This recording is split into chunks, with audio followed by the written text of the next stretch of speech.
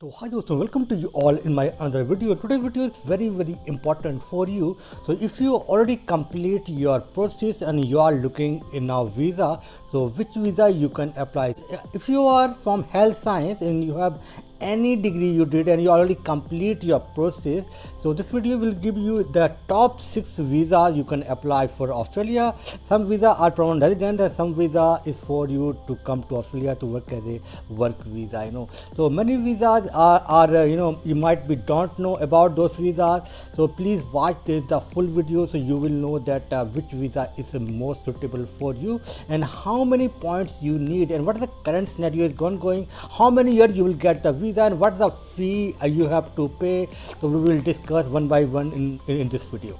My name is Dr. Lakran Ahmed. I'm a pharmacist, lecturer and medical scientist in Australia, and I'm working in one of the government hospital here. So I always make videos if you are looking a job in abroad, especially in Australia. If you have any questions, please leave a comment below so I will reply to you. तो चलिए अब video को शुरू करते हैं। तो जैसे कि स्टार्टिंग में मैंने बताया है, आपको इसमें 6 वीज़ा ऐसे हैं जो आप अप्लाई कर सकते हैं अगर आपने अपना प्रोसेस कंप्लीट कर लिया। प्रोसेस क्या था? For example if you are a pharmacist, तो आपने स्किल असेसमेंट कंप्लीट कर लिया और आपने अपना कैफ दे दिया है। ऐसे अगर आप मेडिकल में हैं तो आपने एएमसी द स्किल असेसमेंट फिर आपने जो है एमसी 1 दे दिया है, तो आप वीज़ा को अप्लाई कर सकते हैं। सेम फॉर जो है ना, हर एक को अलग अलग है कि स्किल असेसमेंट के लिए क्या करना चाहिए, क्या एग्ज़ाम देना है या नहीं देना है। तो जैसे कि मैंने नर्स को, फार्मेसी को, फिजियोथेरेपी, लैब टेक्नीशियन, इन सब पर मैंने वीडियो अलग से बना कर डाला हुआ है कि क्या क्या प्रोसेस है। तो मगर हम यहाँ जो बात कर रहे हैं इस वीडियो में सिर्फ हम बात कर रहे हैं कि कौन कौन सा वीज़ा आप लोग अप्लाई कर सकते हैं उस प्रोसेस को कंप्लीट करने के बाद। तो ये ऑस्ट्रेलिया में नंबर 1 वीज़ा माना जाता है, इसलिए इसको देखा है आपने कि सच स्टाफ 189। तो इसमें कोई भी कंडीशन नहीं होती है। आपको अगर ये वीज़ा मिलता है तो आप पूरे ऑस्ट्रेलिया में कहीं भी रह सकते हैं या कहीं भी आप जो है जॉब कर सकते हैं। और इस वीज़ा को बेसिकली जो फेडरल गवर्नमेंट है, सेंट्रल गवर्नमेंट है, उसकी तरफ से वीज़ा दिया जाता है। तो मेन प्रॉब्लम क्या है इस वीज़ा के अंदर के उसकी जो लिस्ट होती है सेंट्रल वाली, उसमें बहुत सारे ऑक्यूपेशन लिस्ट में नहीं होते हैं, तो आप लोग अप्लाई नहीं कर सकते हैं, पर बहुत सारे ऑलरेडी होते हैं। फॉर एग्जांपल अगर आप नर्स हैं तो आप अप्लाई कर सकते हैं, जैसे कि आप डॉक्टर हैं तो वो भी है इसके अंदर।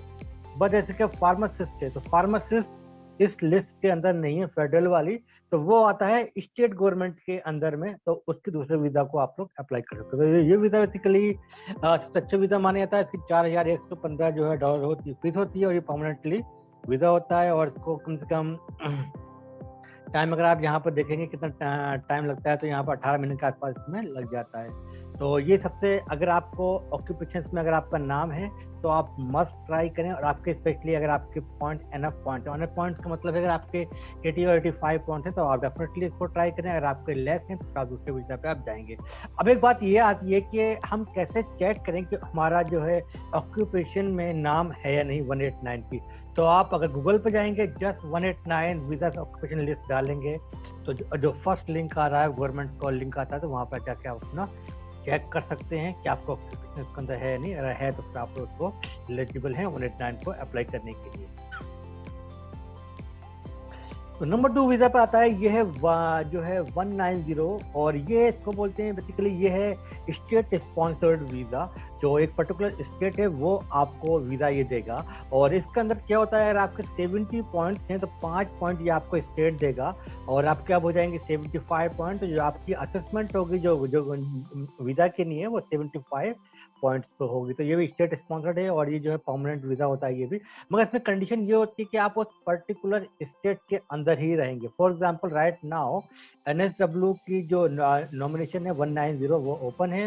उसके अंदर सारे के सारे ऑक्यूपेशन मोस्टली लैब टेक्नीशियन और नर्स, फार्मासिस्ट और जनरल फिजिशियन सारे के सारे उस लिस्ट के अंदर है। तो उसके ऊपर मैंने अलग से वीडियो बनाकर डाला हुआ है, आप लोग उसको देख सकते हैं।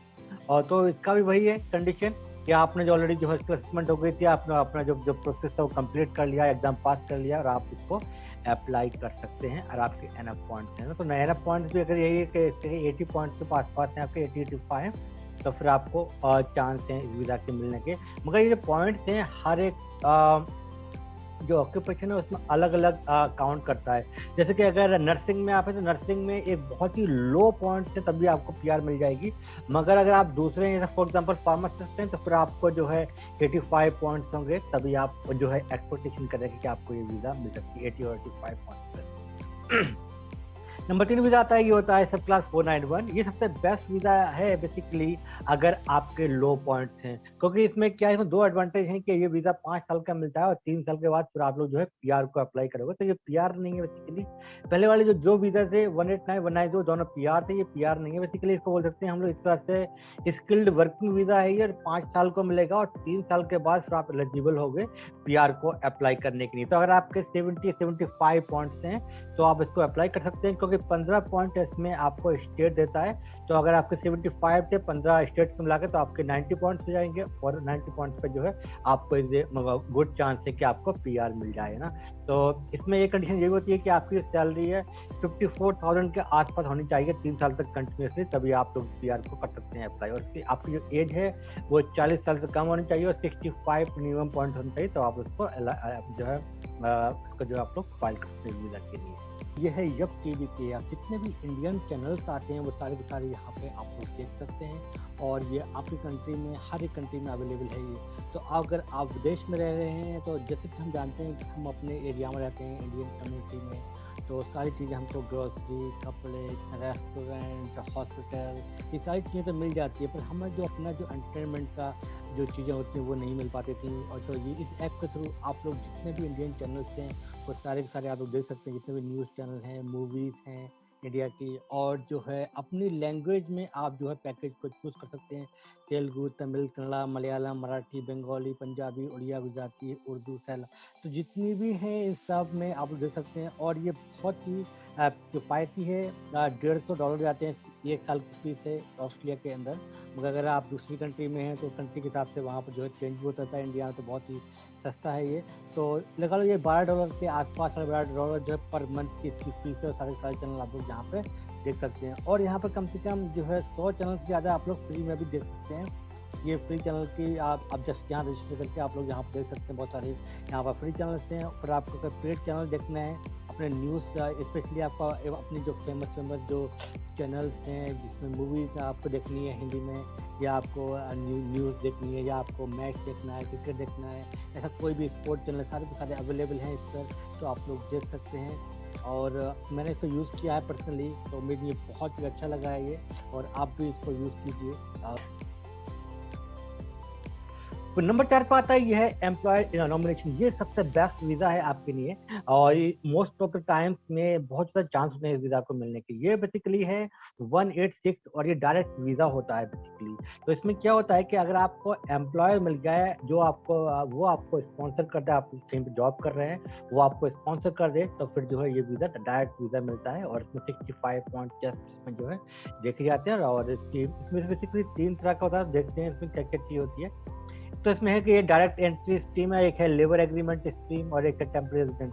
तो इसमें क्या है, ये तो हो गया कि आप यहाँ पे ऑलरेडी हैं और किसी वर्किंग वीज़ा पे आप लोग जहाँ पे जो काम कर रहे हैं ऑस्ट्रेलिया के अंदर, और फिर आप और आपका जो एम्प्लॉयर है अब आपको जो है वो स्पॉन्सर कर सकता है। और एक है लेबर एग्रीमेंट, जब आपको अगर आप इंडिया में हैं और जॉब ढूंढ रहे हैं और कहीं पे आपको जॉब मिल जाती है और डायरेक्टली आपका जो ऑक्यूपेशन ऐसा है कि यहाँ पर बहुत ज़्यादा शॉर्टेज है और लोग नहीं मिलते हैं, तो उसमें जो है आपको डायरेक्टली पीआर ये जो है दे सकता है जो एम्प्लॉयर आपको लेटर देने के बाद। और एक फिर है डायरेक्ट एंट्री स्कीम है ना, तो ये 3 तरह का है।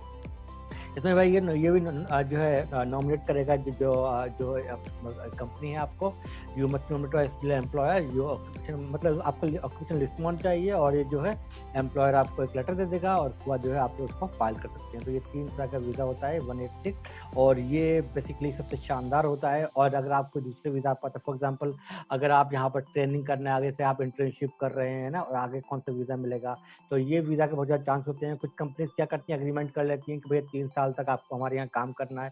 फॉर एग्जाम्पल फार्मासिस्ट तो ये होता है कि इनिशियली जो है आप अगर यहाँ स्टडी करने आते हैं, फिर स्टडी के बाद पोस्ट स्टडी वर्किंग वीज़ा पर आपने इंटर्नशिप कर लेते हैं, और उसके बाद फिर कंपनी नेगोशिएशन करती है आपसे 2 साल, 3 साल, 5 साल तक तो जो है कॉन्ट्रैक्ट करते हैं आपके साथ में, और आपको 186 दिलवा देते हैं। तो ये बहुत ज़्यादा चांसेस होते हैं हेल्थ के प्रोफेशनल्स को मिलने के, तो आप लोग उसके लिए ट्राई कर सकते हैं।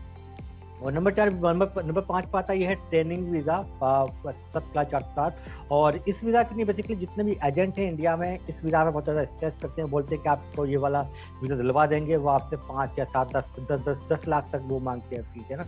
और इसमें होता क्या है, बेसिकली ये 1 साल का वीज़ा है और इसमें जस्ट ट्रेनिंग चाहिए। तो ट्रेनिंग मतलब है कि आपने अगर कैप्स एग्जाम पास कर लिया है इंडिया के अंदर और आप यहाँ, या आपने कोई एएमसी पास कर लिया तो फिर आप यहाँ आ गए और आपको जो है 1 साल की जो है इंटर्नशिप करनी है या रोटेटिंग जो इंटर्नशिप होती है उसको करना है। तो उसमें जो है एक एम्प्लॉयर आपको एक जो है लेटर चाहिए उससे, जहाँ पे आप आ रहे हैं, जिस फार्मेसी पे या जिस हॉस्पिटल के अंदर आप लोग आ रहे हैं, तो उसके बाद आपको ये ट्रेनिंग वीज़ा आप लोग अप्लाई कर सकते हैं। ये होता है 407 करके, है ना। तो इसका डिसएडवांटेज बेसिकली यही है कि ये 12 महीने को मिलता है और ये जो है 2 साल तक मिल सकता है। 1 साल के बाद फिर दोबारा रिन्यू भी हो सकता है, अगर एम्प्लॉयर आपको बोले कि आपको कुछ कंपोनेंट रह गया या आप कंटिन्यू कर रहे हैं। और उसके बाद फिर आपको जो है कोई ना कोई दूसरे वीज़ा पे जाना पड़ेगा, जैसे वर्किंग वीज़ा पे या 190 या जो है 491 पे आपको अपने वीज़ा पे जाना पड़ेगा। और ये वीज़ा ही वैसे अच्छा है, अगर आप इस वीज़ा पे आ जाते हैं। मेरा मतलब कहने का मतलब ये है कि अगर आप ऑस्ट्रेलिया में आ गए तो बहुत सारे वीज़ा हैं कि आप अप्लाई कर सकते हैं। तो ये भी एक बेस्ट रूट हो सकता है आपके लिए, अगर आपको एक एम्प्लॉयर मिल गया और उसने आप एक ट्रेनिंग वीज़ा पाया तो 1 साल के लिए, और 1 साल के अंदर आप फिर 491 को या 190 को आप अपना जो है फाइल कर देते हैं वीज़ा, तो ये भी आपको वीज़ा मिल सकता है। और नंबर 6 पे ये है वीज़ा टेम्परेरी इसकी शॉर्टेज मतलब ये वर्किंग वीज़ा है बेसिकली। तो जो यहाँ पर जिस ऑक्यूपेशन के अंदर लोग नहीं मिलते हैं उनके लिए ये जो है आपको जो है मिल सकता है। पर मोस्टली के लिए आप प्रॉब्लम ये है कि हेल्थ केयर प्रोफेशनल्स को ये वीज़ा डायरेक्टली मिल नहीं पाता है। अगर आप इंडिया में हैं और आप ढूंढ रहे हैं ये जॉब, तो थोड़ा सा टफ होता है। बट बहुत सारे जैसे कि दूसरे ऑक्यूपेशन जैसे आईटी वगैरह में, तो उनको बहुत ही मोस्ट कॉमन है कि उनको ये वीज़ा मिलता है 480। और इसकी 4 डिफरेंट स्ट्रीम्स हैं, तो आप लोग देख सकते हैं यहाँ पर। तो उन्होंने मेरा मकसद ये था कि आपको आइडिया आना चाहिए कौन कौन से वीज़ाज हैं उसको और कौन कौन से वीज़ा आप लोग फाइल कर सकते हैं। तो इसका मतलब ये है कि बेसिकली जब आप किसी एजेंट के थ्रू जब से बात करेंगे या आप खुद से फाइल कर रहे हैं, तो पर्टिकुलर वीज़ा आप आइडेंटिफाई कर लीजिए कि कौन से वीज़ा आपके लिए सुटेबल है, और उसके बाद फिर आप फर्दर उसको रिसर्च कीजिए और आप अपना वीज़ा खुद से फाइल कर सकते हैं। तो ये था आज का video, and thank you for watching this video.